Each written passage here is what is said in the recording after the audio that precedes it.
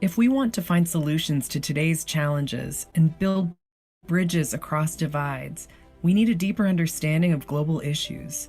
The Pulitzer Center supports journalists all over the world who report on topics like climate change, public health, migration, and more. We share that reporting through public events that engage wide audiences and lesson plans that inspire the next generation. Support journalism and education for the public good. Become a Pulitzer Center champion today.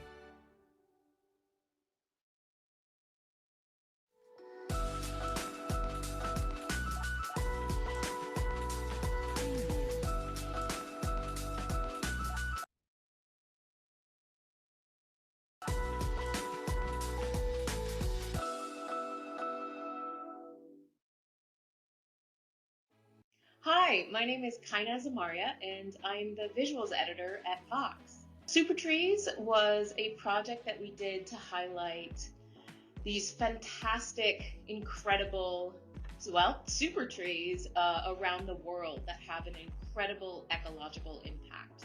Part of wanting to highlight these trees is they are in danger. The ecology is in danger.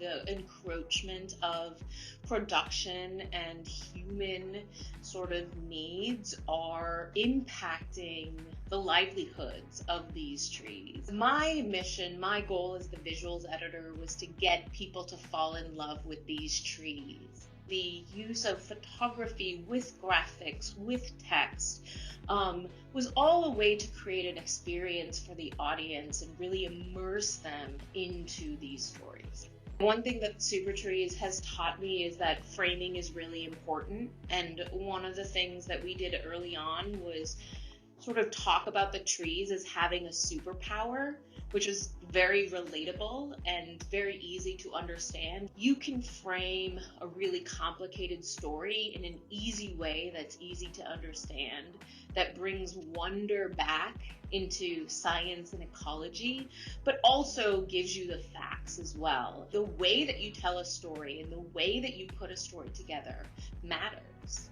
Oftentimes our audience, doesn't just want doom and gloom, but really wants to not only understand and then say, one, how am I a part of this and how am I implicated, and also what can I do? What sort of personal behaviors can I change, or who can I support if I feel like, I don't like the way things are going. And so, we do keep that in mind, where we don't want to leave the audience completely devastated and feel hopeless. We did offer some solutions further down into the story if people were really sort of motivated to act or to change their behavior. But my goal when I'm building this is to always think about, what does the audience need in order to care? The awards are great. They're a great recognition of the work. I think what's the most rewarding is seeing the project on different syllabuses across the country, on seeing students learning about these trees from a young age, even on seeing some major philanthropic folks decide to put some energy and some money towards, reforestation, mangrove projects. That all was wonderful to see. It really shows that you can coordinate a pretty complex group of journalists to have one mission and to create something so cohesive that spans 3 countries around the world. Having trust and constantly thinking about our audience and what they need, and serving the story all make for a really rewarding collaborative experience. I will say the Pulitzer Center support was a huge part in allowing us to accomplish this really ambitious type of story.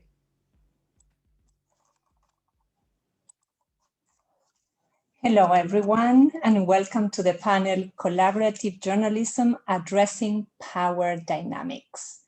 Today is the last day of Environment Redefined, the 2021 Pulitzer Center Conference. I am Marina Walker Guevara, Pulitzer Center's executive editor. I hope you enjoyed the video that we just saw from Kaina Zamaria and her incredible Super Trees project. As our audience settles in, please let us know in the chat, and some of you have already doing that, where you're coming from, where you're listening from. I suspect that we have quite a global audience today.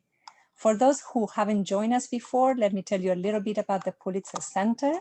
We are a nonprofit journalism and education organization with a mission to elevate public engagement with underreported issues. While we're based in Washington, D.C., our work, our staff, our mission are global. We support more than 170 reporting projects each year in collaboration with news outlets from around the world. On our website, you can see some of the environment stories that we have supported, including from our panelists today, but also stories on racial justice, public health, migration, and more. We also don't stop at the reporting. Our education programming spans from elementary school all the way to university, as well outreach to the public, to the broader public. Environment Redefined is the Pulitzer Center's 4th annual conference. In past years, we have explored topics of gender, peace and conflict, religion, and justice. This year is our first virtual conference. And if you're inspired by what you hear today, and I bet you will be, please consider supporting our vital mission. And thank you in advance. Today, our conversation is about collaborative journalism and how we can make those partnerships more equitable. Just 10 years ago, the idea of sharing data with a competitor or reaching to a newsroom in another country was rare. And as a result, journalists often miss the big picture. Or more importantly, important voices, often local voices, were left out. Today, collaboration across newsrooms, across borders, and even disciplines are much more common and accepted. We finally have realized that partnerships and collaborations lead to stronger stories and more impact.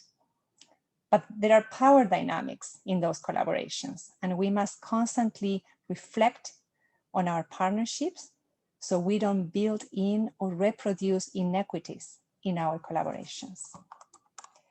We will begin this panel with a conversation among the panelists, and then we will answer questions from the audience. So please go ahead and leave your questions in the Q&A box. You can see the Q&A icon on your computer.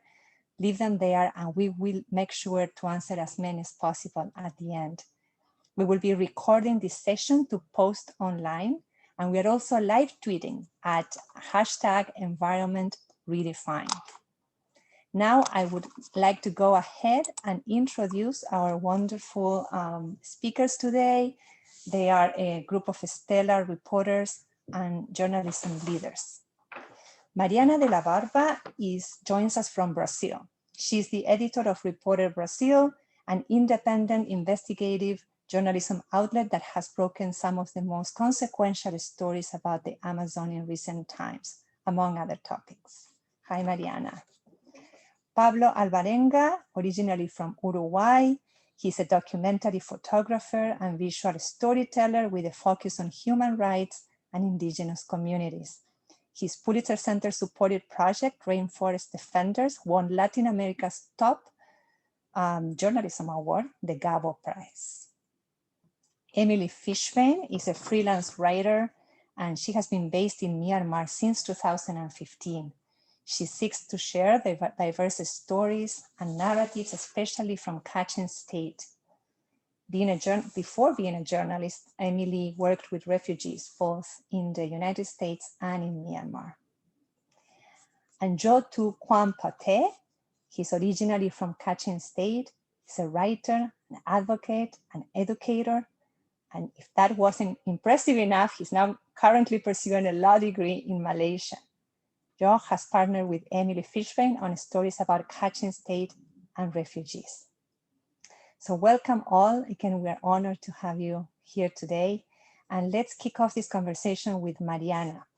Mariana, many of the stories that Reporter Brazil has done in recent time, impressive stories, have been partnerships and collaborations with others, whether indigenous photographers from the Amazon region, peer outlets in Brazil, or international global outlets like The Guardian, for example.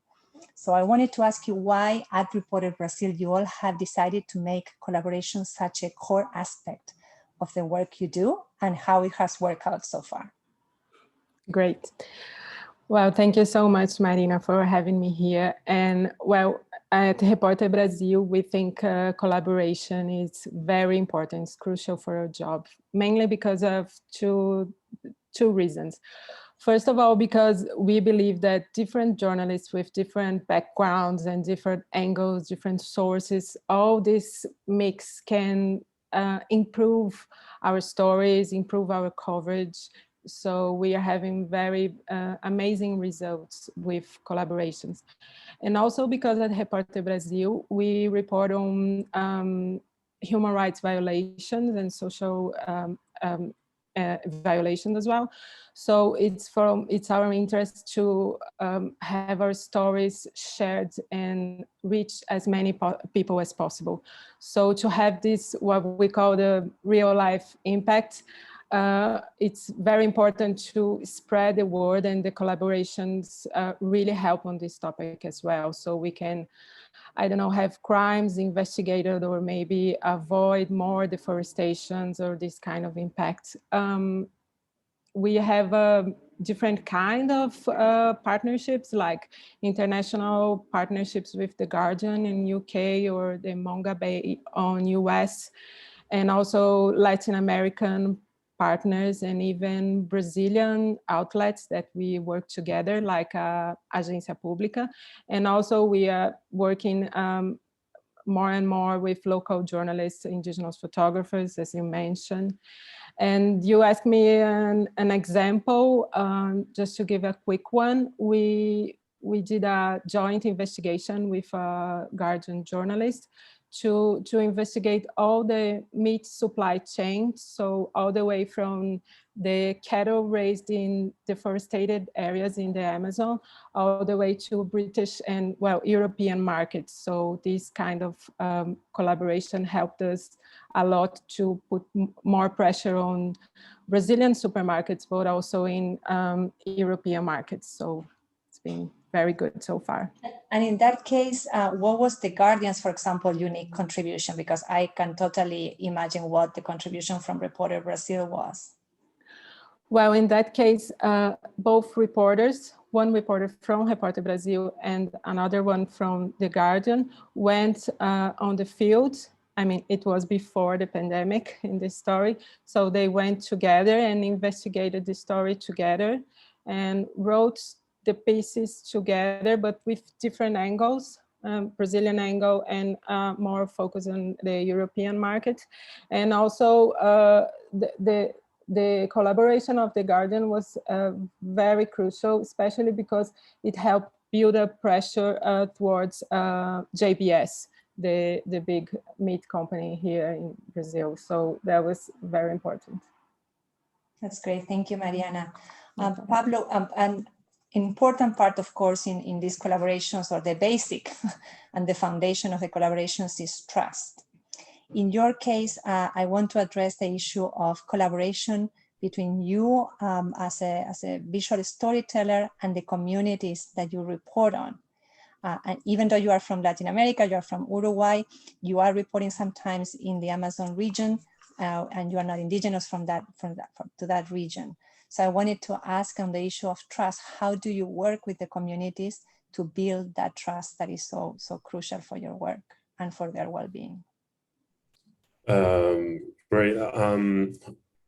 To me, trust and collaboration are like inherent characteristics of humanity. On the other side, this trust is like a consequence of our competitive society and culture in which we see others as competitors. So I would say that once you are honest and you tell why you want to be there, what are your motivations, what's your purpose, and those are in some way aligned with the goals and the needs of the people you want to work with the communities that you want to work with. Trust is something that simply happens. Also, when you're working in conflict zones, what you have there is each other, and you spend a lot of time together. So sharing that proximity, that human part of us makes us makes empathy and trust to grow. Also, we usually don't step into a community without having contacted them previously. I mean, those first rounds of interchange happen through local supporters because they have a long-term relationship with the communities, and we have to go step by step. In this way, trust is in some way extended to us. I mean, to get there, we need this idea, a possible story, and that story must be at the same time contrasted with the local people. And this is where collaboration happens too. We are working in some way together to deliver a message, and that message has to have some substance, has to have a shared purpose underneath. So that said, I like to see our work as a microphone that in some way ends up amplifying some voices instead of just going there and describing. I remember in a previous conversation, Pablo, you mentioned the concept of radical listening as a reporter when you go into these communities. Can you expand a little bit more on that? Yeah, it's basically that we usually tend to go there and we want to describe and we want to say how we see things. And I think that something that I've learned during this process was actually listening, and people has a lot of things to tell you, and I think that listening is like a really important way of understanding first what's there, so then you can go and tell. So again, that's a shared process, that's a collaboration between the local people and you that are working there. Thank you, Pablo. I see Joy is nodding, and I'm making my way to you, Joy, because I know you have a really important perspective to share on that. But let me go to Emily first. Emily, you have spent a lot of time, you've lived in Myanmar, you've worked there, and you've been a reporter there. But during the pandemic, you were in the United States, and still you managed to keep a steady stream of really important stories about Myanmar. Especially, I'm thinking about your impressive series on jade mining, heartbreaking story. Can you tell us how you did that in the context of a pandemic and how collaboration played a role there? What lessons did you learn from the experience? Sure. Well, before the pandemic, I had already been living in Kachin State and working there as a journalist for about 2 years. And I had been living in Kachin State even before I became a journalist. So when I went back to the US, it was, I really had to reshuffle. It was very, very hard to kind of figure out how to continue as a journalist covering underreported stories on the ground without being on the ground. So that was a big challenge, but on the positive side, it motivated me to strengthen the model that I had already been working on as kind of this collaborative model with either not necessarily people who had a journalism background, but people that had a passion for human rights and a similar interest in me in covering underreported stories. So in July of last year, there was a major landslide in the jade mines of Kachin State, which is the largest jade mines in the world. And at that time, I didn't really have the capacity to write like a breaking news kind of a story, but I wanted to write something about it because it was such a huge issue and I didn't want it to just be breaking news and then forgotten. But at the same time, it was very daunting and intimidating. Even whether I was in Myanmar or not, foreigners are not allowed to go to the jade mines. But I wanted to cover something about what was going on there. So I reached out to a friend who was an environmental advocate and who I had already been doing some reporting on previously. And I had kind of thrown out the idea with him. And within 2 days, he had kind of made a plan to go there. He was from the jade mining area. And so he went on very short notice and we quickly pitched to many media and we had confirmed I think around 5 articles at that time, and we applied for a grant from the Pulitzer Center, which covered the cost for him and one photographer to travel to the jade mining area. And after he came back, I had told him just find out whatever you can, do whatever interviews you think will be relevant, and we can somehow pull together a story. And he came back with 12 hours of audio file, which ended up being, it was all in the Kachin language, and it ended up being about 120 pages of transcripts. And from that, we kind of slowly built up a team up to 9 people by the end, with transcribing and, kind of doing various aspects to pull that piece together. We have one artist who I did one piece with, a kind of a comic strip, and then another woman who I worked on to do a analytical piece. So we kind of pieced together a lot of different aspects to pull together that project. And for me, it was really a lesson that a topic that seemed daunting and overwhelming because it was so huge, that we were able to break that down and cover the ground situation together as a team, and that I was able to really learn a lot from each team member. In Kachin State, almost everyone has some connection to the jade mines because it's such a huge industry. And so every person on the team, they had something really valuable to contribute to that project. So I really learned a lot from each teammate through that. Thank you, Emily. And I understand Joe also had a role to play in that important story. But Joe, your work has been instrumental in educating global audiences about political and social issues in Kachin State, as well as Myanmar refugees in Malaysia. So I want to ask you how you go about collaborating with journalists like Emily, and what do you think are the benefits from your perspective of that collaborative approach? Oh, thank you for having me. I think, first of all, I would like to say that collaborative reporting is so important, especially for the local people. And yes, this is a great privilege for me to work with the Emily Fishbein. And I would like to mention in 2 parts. One is for the community benefit, one is for my personal benefits. So the community benefit is we in the local ground situation, there are many things are happening without we are being reported, So we call it like an underreported story. So we are able to share like an underreported story to the world at large, so people can read it and people can see it, what is happening in our specific region, especially in the Kachin State. Since 2011, the civil war broke out, and then there are very few a media coverage, so nothing much. So but collaborating with international freelancer like Miss Emily Fishbein, so we have to be able to share about the story that happening in our region, and we are trying to especially in our region there's human rights violations, there's environmental problem issues, many things are coming up in the same times as because of that corrupted system. So we are able to report that kind of issue, then the audience, international community are well informed about the situation that happened in our country. That would be one benefit. When they make a decision about something to support our community, they can make it correctly, so that the aids or that support can reach to the specific places, effectively. That's one way that for our community benefits. And then mine is when I have the chance to exchange my view with Emily Fishbein, and I can learn from her, especially I'm not a native speaker in English is my third language, I would say. So I speak the Kachin, Burmese, and then yes, English. So I'm not really well, especially in the writing part. So yeah, she did really well, and then I've learned a lot, how to make the word choice, how to make to be careful with the culture sensitivity, and how to share the news that happen in our country, in our region, that effectively to the global audience.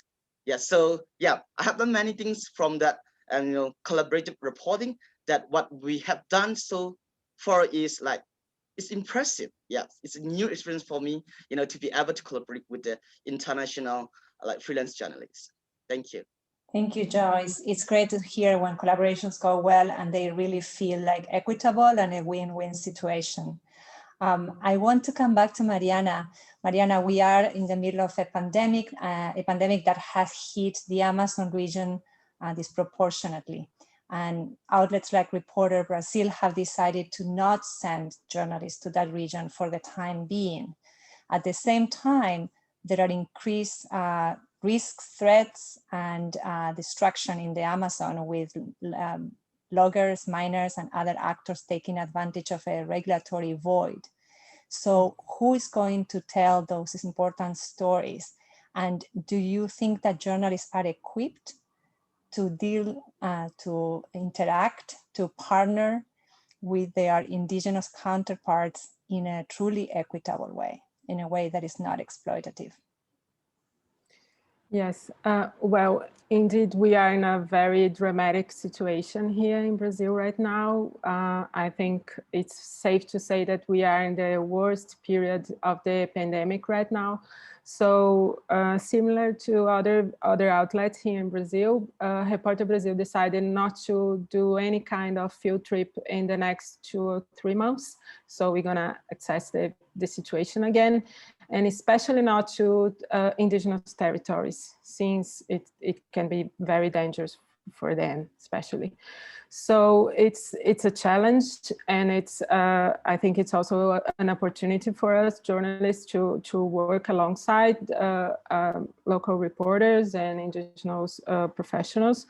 And well, about concerning equal partnerships and equal collaboration, I think that the main thing for us to have in mind as non-indigenous journalists, as Pablo said before, is that we are just amplifying their voices. We have to bear in mind that we are not saving them or being their spokesperson or anything like that. We don't have this role, and they have their own voices, and they are being listened to more and more, especially now with social media. So we have to have that in mind.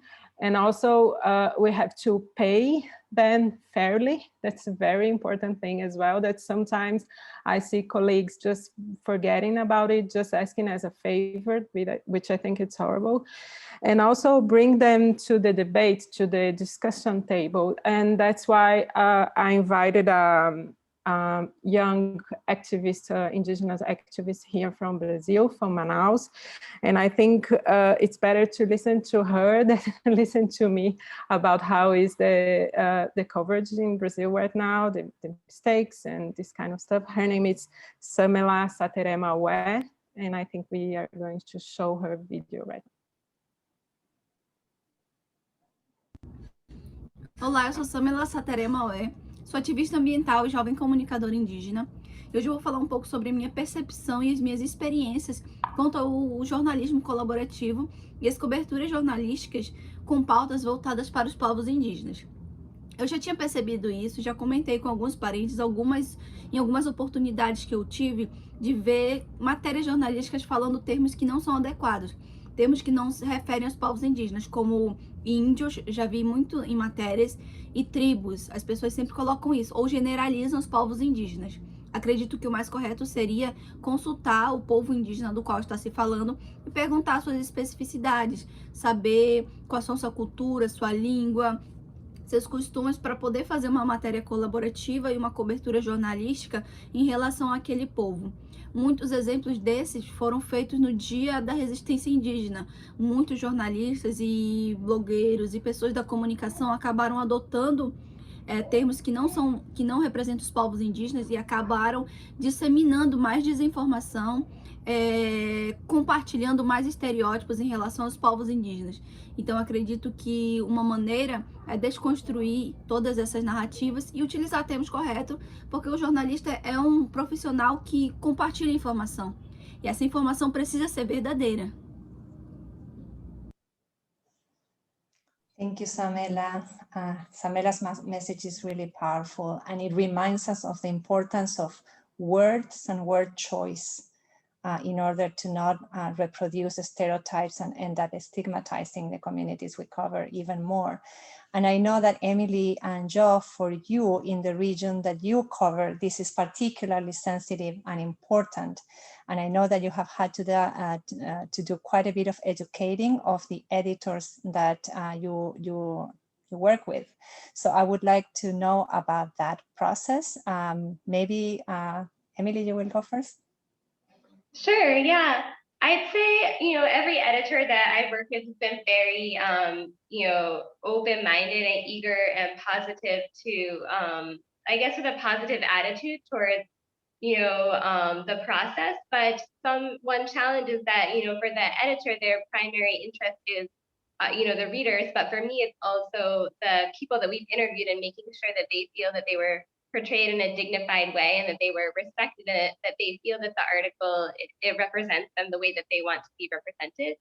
And so we really do have to be an advocate at times for, the way that people are described or the words that are used about the communities that we write about. And so I'm sure Jaw can give many examples. I myself have learned a lot as well through this process. As a foreigner, even though I've lived in Myanmar for a while, I miss so many things. Even, every day I learn something new. And I try to let my local reporting partners really lead on educating me as well on, how they want their own communities to be portrayed respectfully and effectively. So one example that, Jaw really taught me about that was new is that many international media, they say that ethnic armed groups in Myanmar are fighting for more autonomy for the ethnic minority people or ethnic nationalities. And that was something that I was just repeating in my own writing because I'd seen it, reported in so many other media. But Jaw, he explained to me that people actually weren't fighting for greater or more autonomy, but they were fighting for any autonomy at all. And so using the word greater was kind of misleading. So that was one small example of many that I've learned myself. But once I learn something, or once my reporting partners teach me something, I try to help bring that forward and not repeat something that is done just because it's said in other media, but to try to change it or make it more accurate and more fairly representing the communities the way that they want to be represented. Joe, would you like to add to that? Yeah, I still remember about when we are covering about the Pagan environmental issue, the landslide in Pagan, and we are talking about one specific wording. I mean, that is how should we call that jade miner? I mean, some people say scrapper, or some people say something. Those who are a freelance jade miner, it means those who pick the jade. I mean, freely. So they don't have the company, but they can find the jade in the debris, pick up the debris, and they find that jade. So how should we name them? More in a dignifying way. How to give them the right name. So yeah, we come up with a very impressive way that is we're trying to give them a freelance jade miner. So it's very dignifying for them. Some people trying to say that scambager, something like that to them, but we not call them, and then they are the victims of this corrupted system. So we're trying to name them in a more dignified way. That is the way that we are. I mean, a local context, yes, everyone, we are not sure about what is happening, but they're trying to blame toward to the victim, but we're trying to protect what should be the things need to be done. So trying to giving the names more in the dignified way, and then we're trying to speak out about what's happening in the current situation. And another issue that I can recall right now is in Malaysia. So in Malaysia, if you travel in Malaysia without a valid documents, Malaysia government, they were trying to categorize as illegal. But we as the journalists, we don't categorize people as illegal, but we call them as undocumented. Just they don't have the documents. That's what we're trying to it's a very rewarding sensitivity, but many people they are without realizing still using in some way somehow, especially the local medias in Malaysia, they stay using in some way in the illegal word, but we trying to push the boundary that we should name them, these people, as undocumented, but they just don't have the document. We should not say them they are illegal. So things like that. Yeah. Joe, it looks like some of these issues are global, because here in the US, we also deal with this issue of illegal or versus undocumented. And there are journalists that are still, after so many years, calling undocumented immigrants illegal immigrants or even illegal aliens. So good to know that we are all fighting similar fights across the world. I wanted to also offer just very briefly something that we have done at the Pulitzer Center for now more than a year. We have decided to not use anymore the word fixer, which is still widely used in the industry to refer to local journalists who work with international journalists on the ground. Just to use Joe's word, we think that the term local reporting partner is not only more dignified, but it also is also more accurate in describing the contribution that these journalists make to a story and the significant risks that they undertake. So I invite our audience to share your views. What do you think about this decision that we have made? I would love to hear. So local reporting partners is the term we have decided to use. And on the issue of risks that these local reporting partners take, I want to ask Pablo, as a photographer, when you work with communities, whether it is with local reporting partners or with the people you report on, especially rainforest defenders, they face huge threats, and many of them have died in the process of protecting their land. So how do you make sure that they understand the risks of being photographed? And also, how do you make sure that they get to see the product, the final product? How does that final product makes its way back to the territory? I think that one thing to put clear is that many indigenous are today connected to the internet. They are taking social network and they are delivering a lot of messages, and it's up to us to turn our heads towards them and to start listening. I think that today publishing a story is just another way to give visibility to someone who's leading a struggle or doing something interesting. But again, it's not the only one. Internet and social network have reached the communities, and they are sharing their messages and getting visibility and sharing their struggles there. Besides all the risks that this implies, they have total control. The thing is that they have total control about what to say and what not to say. For example, in Brazil, I think it was last year or the previous year, politicians started to spread a list of anti-fascist people. And that list was mainly composed by information that was published on the profiles of these people in their social networks. And many of them were persecuted and threatened because of the divulgation of that list. However, many people choose visibility as a way to reinforce their security. Of course, in contexts like this one, this is not a guarantee of safety. But when it comes to our publications, what we try is to be in constant communication with them while working. We constantly encourage them to take an active attitude and share their thoughts with us. In this way, we can get feedback instantly, and we can let them. They can let us know if something could put, for example, in a position of vulnerability or risk. And like with the internet and social network posts, it is important to let them be involved in what is going to be published about them. For example, I have a great example of a colleague journalist that she was working on a really sensitive story, and what she did was to get back to the community and to show and discuss the article she wrote with them. In this way, the community could go through the text and correct mistakes, but also saying her hey, this thing here is in such a terrible context of criminalization, could compromise us and be used against her will. What about saying that this other way, or simply removing this from the article? I think that practices are really interesting. On the other hand, when talking about access to the final product, what I think is that they have the right to have an entire access to the images in which they are featured in. Also, they need these materials for their own communications. I mean, they are posting online, they are doing all this stuff, they are saying things, and all these materials are really usable. And in some cases, they used to say, and I find this wonderful, hey, we grant you access to our community if you leave with us all the images and videos that you make.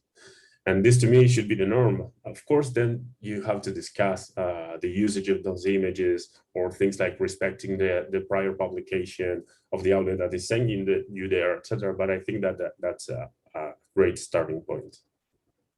Wonderful. And have your editors been receptive to these approaches, or have you experienced any pushback? Yeah, again, sometimes there's conversation to be taken, but there's something interesting that, for example, when doing a story, the indigenous told me, if we don't have the material, you can do this, you can't do the story, and I think that's a way of negotiating. And then I have to go back to the outlet and say, this is the way it works. And to me, it's really okay, because they have that right of use that information for them as well. So if the outlet wants to do the story, it's again, this power dynamics start to work in a different way that is not the usual one. So I think that's really interesting, an interesting example. Thank you, Pablo. I want to remind our audience that we are going to start asking your questions, and so please keep them coming. I know we already have a few. I want to go to Jo and ask you from the perspective of a reporter working on the ground. How can local journalists, make these relationships more equitable, especially in the difficult context of your own country right now? And for local reporting partners who are thinking about having these conversations, like Mariana was expressing before, payment, bylines, safety, how do they do that? Oh yeah, for this part, I think first of all, we always discuss the topic or the angle that we choose to cover. First, as a local reporter, trying to discuss what kind of anchor that we want to bring in this specific article. That's number one. And then task distribution. So it's a sharing responsibility and it's a sharing task. So let's say, for example, normally in that case, I try to find out the interviewee, potential interviewee, and then usually trying to conduct that interview in my mother tongue. So the people are more they feel like more comfortable to speak with us. So I try to get the information collect first. So the writing parts, Emily usually start with that, and then after she end with the draft, so we trying to go through and what choice we should use, and we make it the editing part. So that's normally how we divide our job together. And also a sharing byline is it depends on the articles. So some articles so sensitive, so let's say it's not safe for me. Let's say I'm live in Malaysia, and then it's quite a criticism toward to the government. So we're not trying to use my name, but we don't have yet that any kind of issue. But we always prioritize our safety. When we compare with the other things. So yes, but we also trying to be more in terms of the payments. We trying to make it the half payments. We always say the job share into the half, and then we're trying to share the payments into the half. So we don't have much the problem in that case, but sometimes it's more when we come up to under this a equal amount of contributions. So it's kind of the time lapse, she lived in I live in Asia, so sometimes we have not all the time it's a smooth transactions, and there's up and down. So I just want you to expect everyone, that is just fine, that is just our life. So that's one of the challenge that we have, but we always come up with, at the end of the day, when we come up with the quality outputs. That is important. That's our priority. So when we share the job, it's we share equally, and also whatever we should if the credits we share equally. And normally, both of us use our name, and when we write together, she always asks me would you like to be co-author or supportive role? So I have two options. So if I can contribute the same amount of work, I can be a co-author. If I can't really make it that for article, so I said I would play the supportive role. So things like that. Yeah. So all the times we do together, and then we share together. That's how we. I think also I would like to inform that as a local reporter, everyone should know their rights. Should not compromise in some situation, but in terms of the contents or your work, you should be trying to compromise yourself a bit. But if it comes to your right, please know your right, and then just go through and yeah, be honest, and then be open-minded, and everything is like you can discuss, like it's you know, discuss and solve the issue and go over and over again and again. So definitely we'll be able to, you know, make it that in more like a sense of like a justice for everyone, and to be able to share that job like equally. Yeah. Thank you so much, Joe, for really focusing on these practical things that are so important for these partnerships. I want to bring in a question from the audience. Rebecca Kessler of Mongabay asks, how do you all conceive of the traditionally rather hard line between source on one hand and reporting collaborator or local reporting partner on the other one? I was wondering if Emily or Mariana have any thoughts on that for Rebecca. Well, I'll be really quick. I think the best way of doing it is just be very straightforward from the beginning.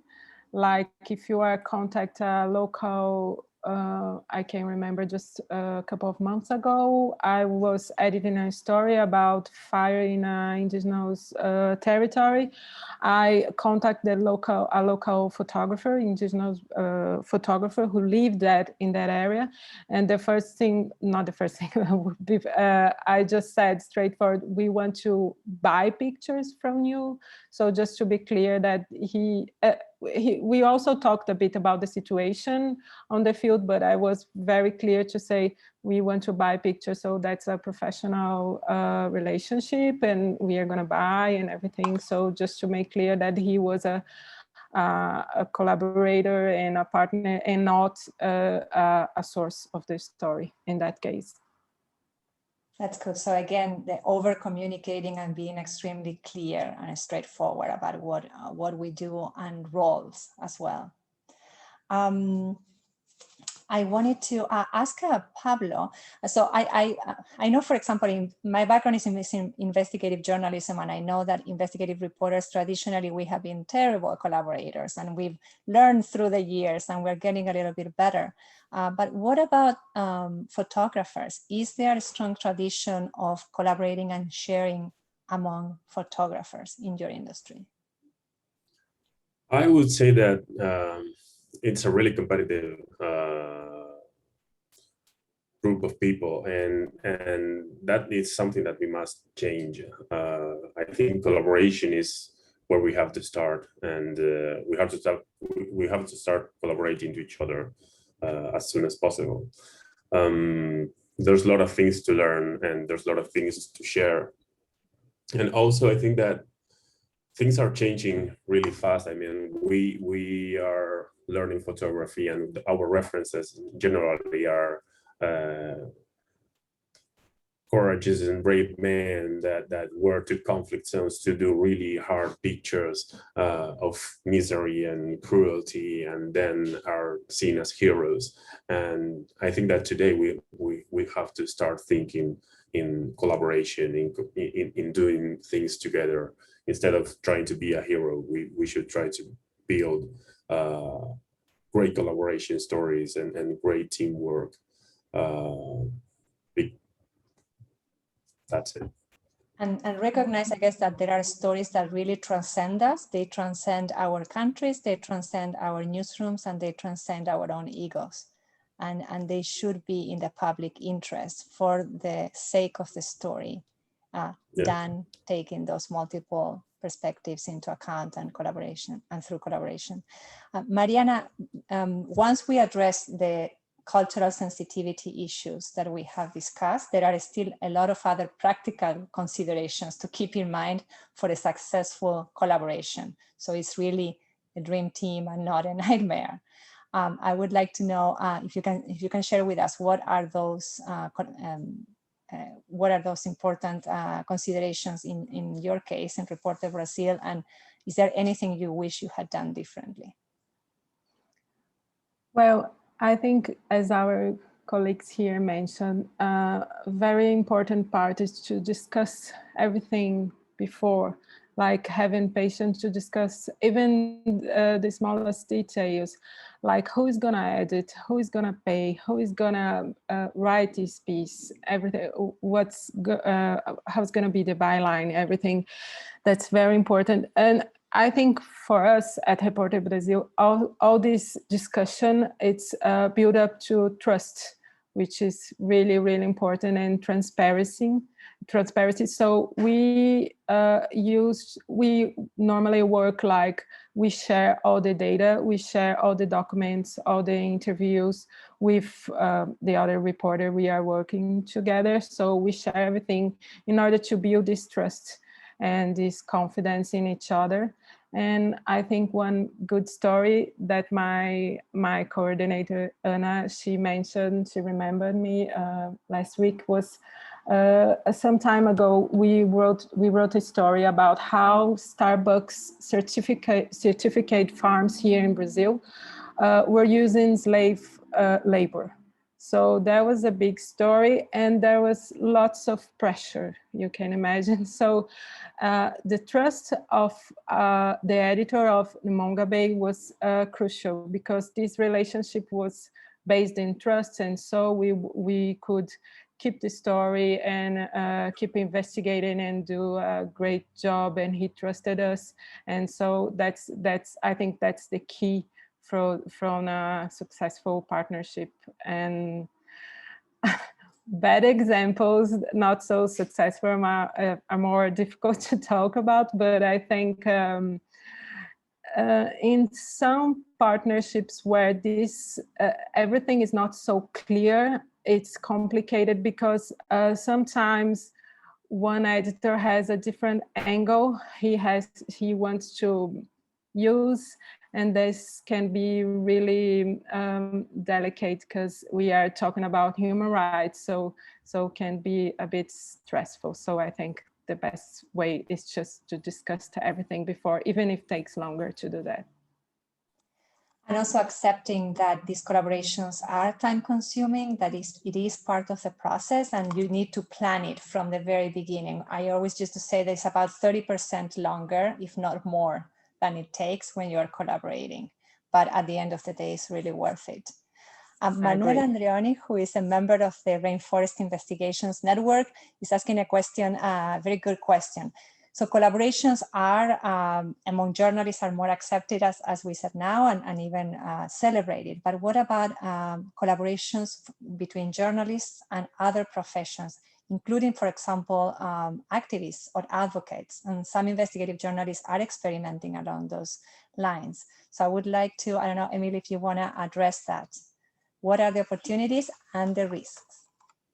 Yeah, so every person that I have partnered with was not a traditional journalist, but they came from either more of an activist background overall.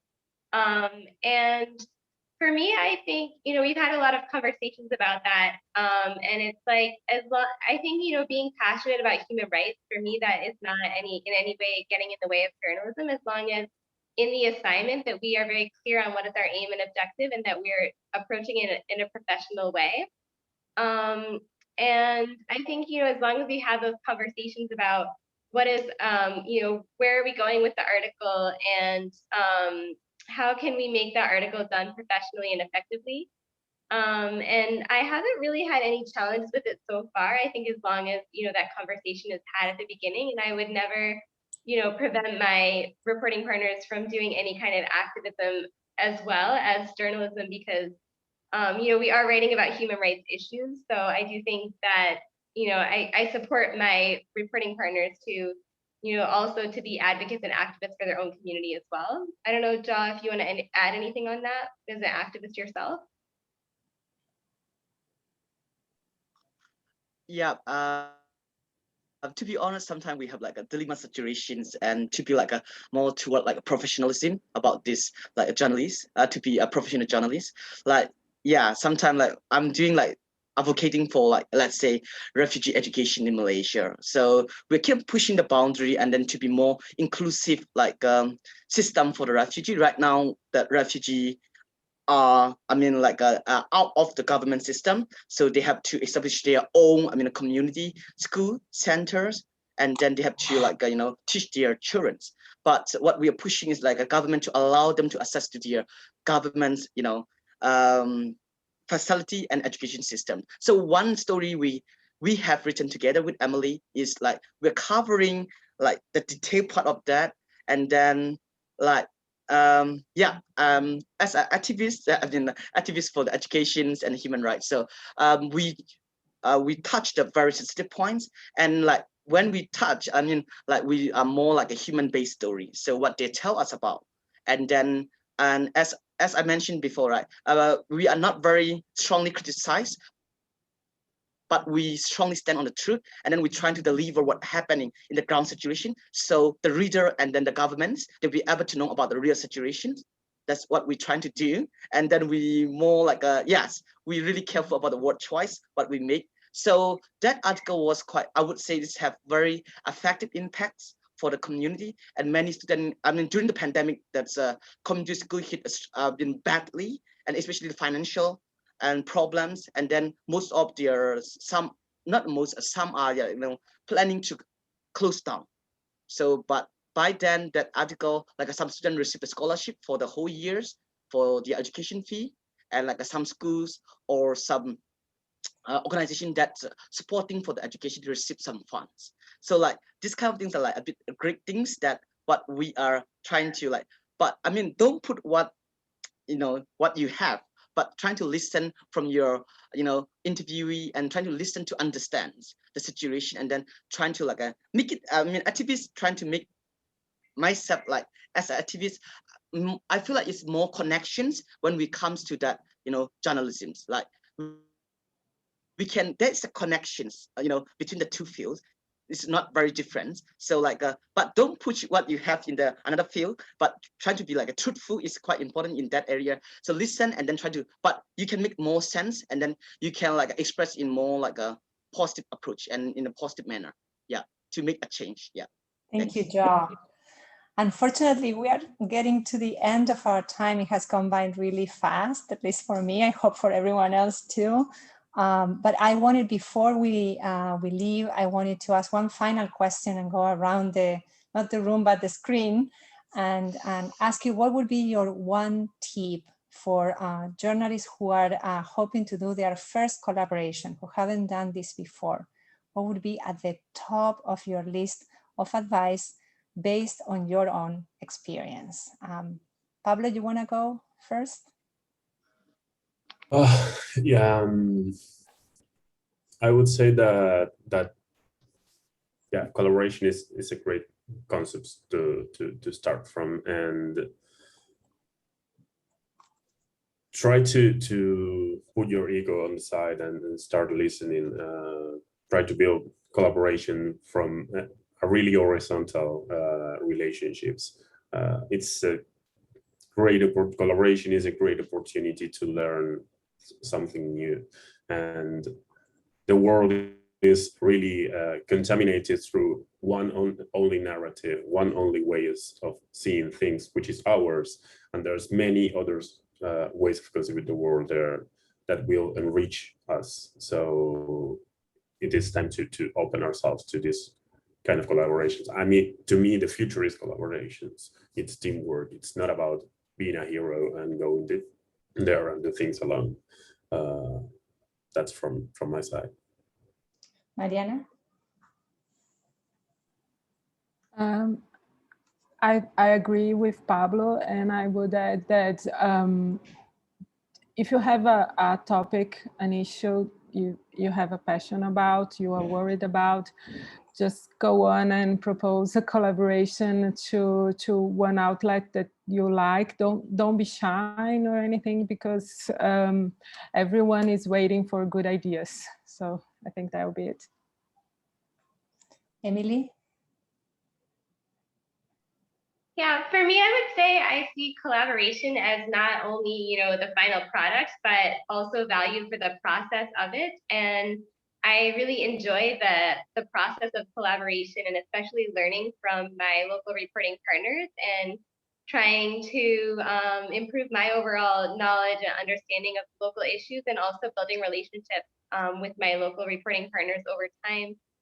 getting to learn from them and become stronger as a team step by step. So for me, that is, I'd say, the most rewarding and interesting thing is like learning from my reporting partners and growing together with them through that process. And Ja. Yeah,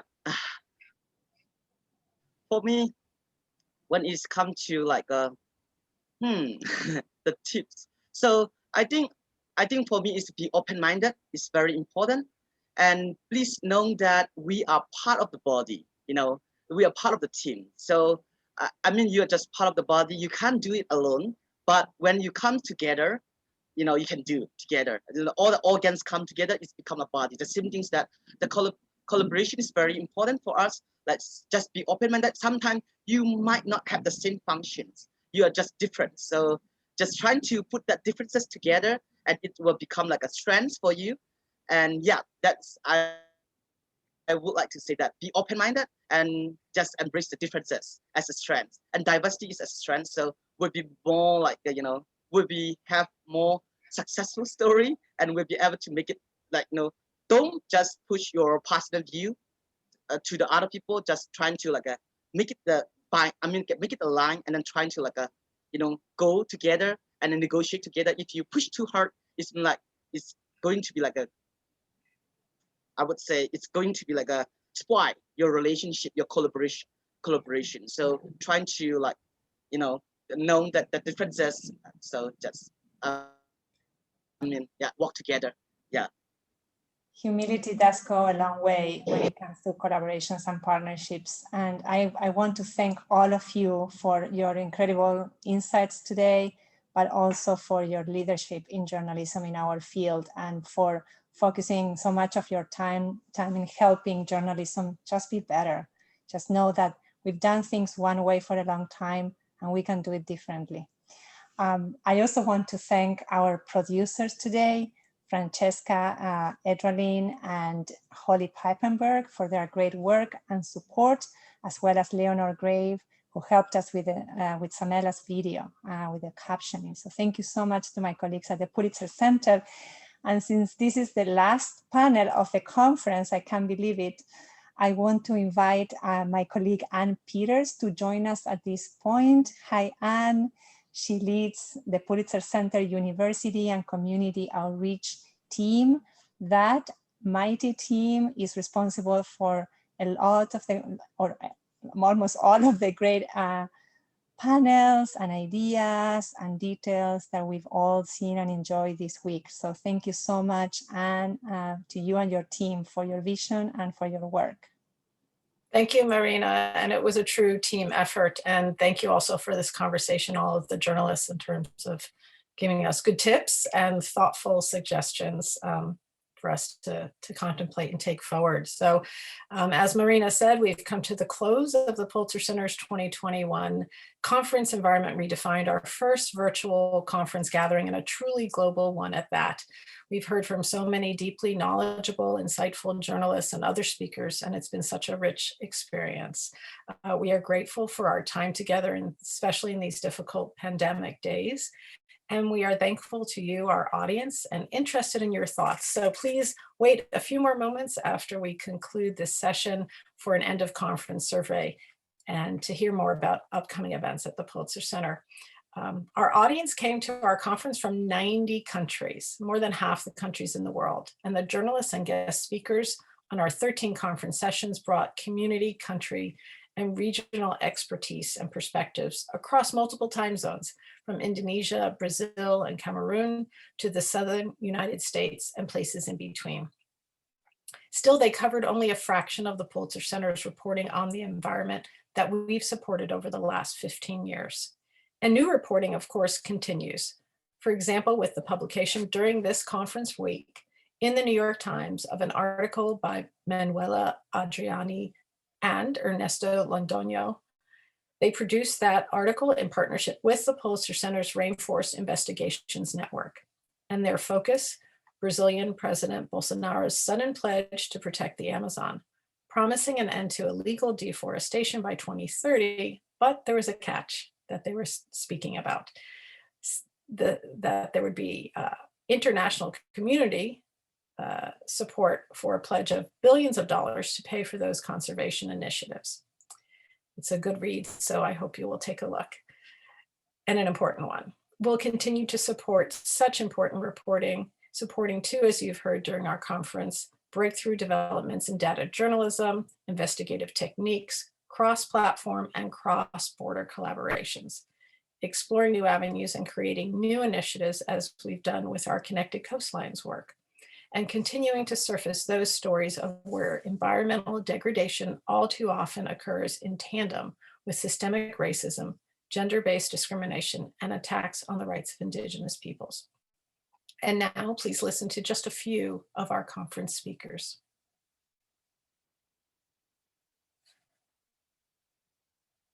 Unfortunately, planet Earth is not keeping tabs on what is fair and what is not. I've been covering at length the migrant Latino agricultural workforce here in North Carolina. And as we started to look at the data of increasing heat, we knew that farm workers were bearing the brunt of it. They work under the sun all day, every day.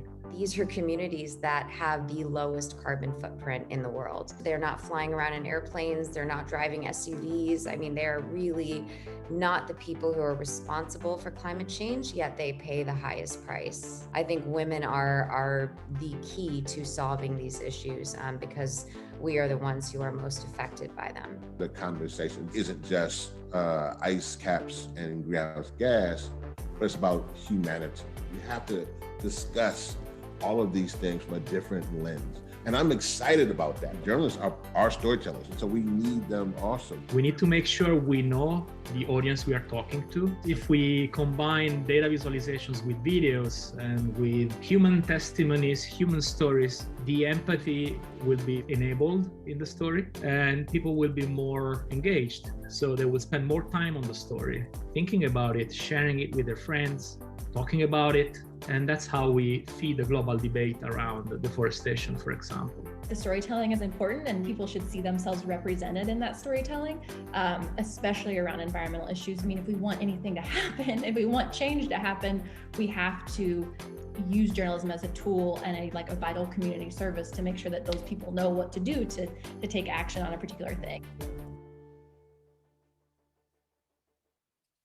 Thank you for those remarks from our speakers. And as you have heard, there are many more if you were participating in any of our sessions this week, including filmmaker Fiona Lloyd-Davies, whose most recent documentary with Robert Flummerfelt focuses on the cost of cobalt in the Democratic Republic of Congo in terms of both human health and the health of our environment.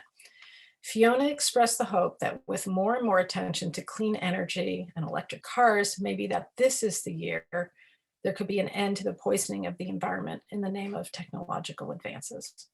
The work of these journalists and more are on our website. And as you know, we don't stop at the reporting. So please also check out our educational resources, whether you're a teacher, a parent, or just an interested citizen. Online, you'll also find recordings of all of our conference sessions, if you've missed any of them, at our webinars on demand page. And thanks again to all of our colleagues at the Pulitzer Center who worked tirelessly to consider our guiding questions for this conference months ago, reaching out to our speakers, coordinating multiple time zones for prep sessions and running the production and post-production side and making it all come together seamlessly. We thank you. And as some of you may have heard in our welcome session, over the past 3 years, we embarked on several of our most ambitious environmental reporting efforts, including the Rainforest Journalism Fund, an initiative aimed at raising the quantity and quality of reporting on threats to the rainforest reserves in Central Africa, Southeast Asia, and the Amazon. And most recently, we created the Rainforest Investigations Network with the goal to create, as my colleague Marina has mentioned, the conditions for a powerful cross-border collaborative investigative journalism in the 3 main rainforest regions. Now we wanted to let you know that we're hiring for our Rainforest Outreach and Education Manager as we expand our educational programming around the globe, and especially on rainforest-related issues. All details are on our website with applications due May 11th. We appreciate all of you joining for us today. And as you know, we've made this entire virtual conference free for all to attend. As a reminder, though, we are a nonprofit journalism organization and we depend on donor support. So please consider assisting us if you can and become a Pulitzer Center champion today. Our champions support our journalism and educational work. And if you give at any level, you can gain exclusive benefits as part of our spring campaign. On to more events. Please also join us next week on Monday, April 26, when Rodrigo Pedroso discusses river missionaries, deforestation, and COVID-19 in a joint program with our campus partner, the Georgetown University Berkeley Center for Religion, Peace, and World Affairs. We'll also be focusing in the coming weeks on issues of migration, starting off on Thursday, April 29th with journalists Ty McCormick and Hassan Hadi Santur, speaking together about African migration, statelessness, and belonging. Then on Tuesday, May 18th, when the Pulitzer Center joins with the Overseas Press Club for a conversation on Central American migration, including with Pulitzer Center grantee and OPC award winner Maria Hinojosa, president and founder of Futura Media.